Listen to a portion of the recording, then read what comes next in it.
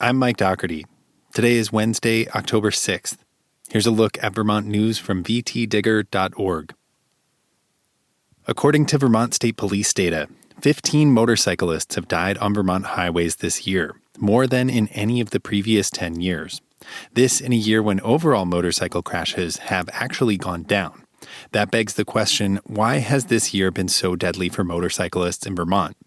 Every motorcycle crash is the fault of either the motorcyclist or the driver of another vehicle. And in Vermont, it's pretty evenly split, said Jay Riggin, a sergeant with Vermont State Police Traffic Safety.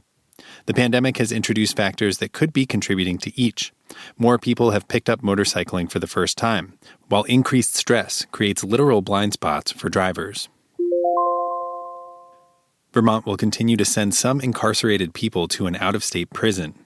The Department of Corrections has announced a one-year renewal of its contract to house people it has no room for in Vermont at a facility in Tutwiler, Mississippi. The facility is run by CoreCivic, one of the largest private prison operators in the country.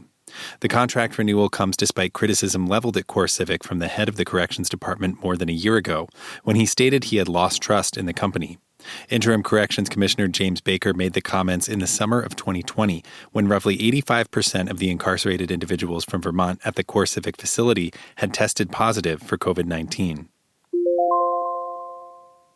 The Agency of Human Services said that roughly 95,000 of the 192,000 Vermonters who received the two-dose Pfizer vaccine can now get the booster. As of Tuesday, 9,000 of them had received booster shots. An additional 5,000 immunocompromised Vermonters have also received their third Pfizer shot, a plan approved by federal regulators last month. Booster uptake has been slow so far, even though almost all Vermonters who received the Pfizer vaccine now qualify.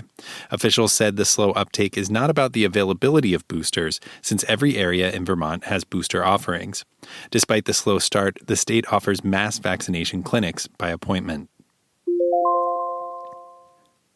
Underhill residents will go to the polls later this month to decide whether to remove Peter Duval from the Town Select Board.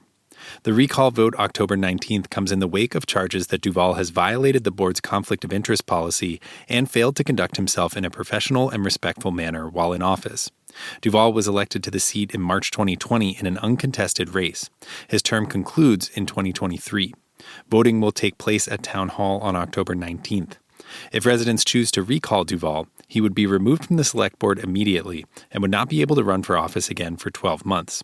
If the recall vote fails, townspeople would be barred from petitioning for another recall vote for the same period of time. You can find all these stories and more at vtdigger.org.